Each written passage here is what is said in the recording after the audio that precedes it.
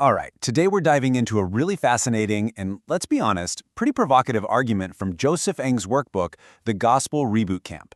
It's an idea that seriously questions how a lot of people share their faith, basically suggesting that the modern way of doing things might have it all backwards. So it all boils down to this one question. Is the problem not what is being said, but the order it's being said in? The whole argument here is a challenge to that say everything all at once kind of approach. And the author does not pull any punches. He uses this really jarring medical metaphor to get his point across.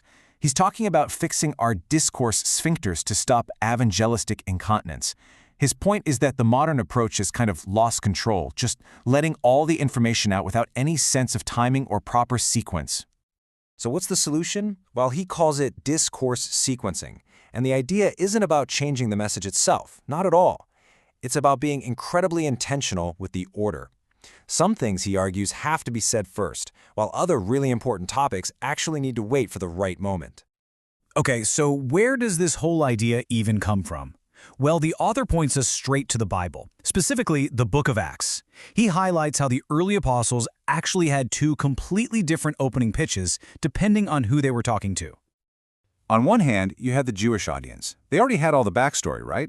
They knew the scriptures, they knew about the prophecies, the idea of one creator God. They had the whole framework. But then you had the Gentiles, what the author calls regular folk, who were starting from absolute scratch, no biblical context whatsoever.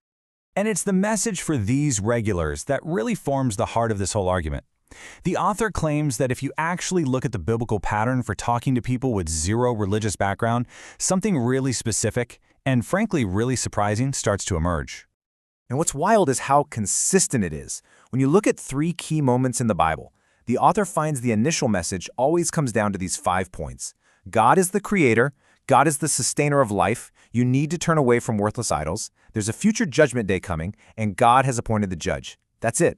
A very specific foundational pitch. But this is where things take a really sharp turn. Because the author insists that what isn't said in these first conversations is maybe even more important than what is. And here it is. This is the real bombshell of the argument. Just look at what's on this omitted list. The author claims that the initial pitch to regular folk leaves out almost everything we consider central to modern evangelism. Jesus' name, love, forgiveness, heaven, hell, salvation, sins, the crucifixion, even direct Bible quotes. It's a completely different way of starting the conversation.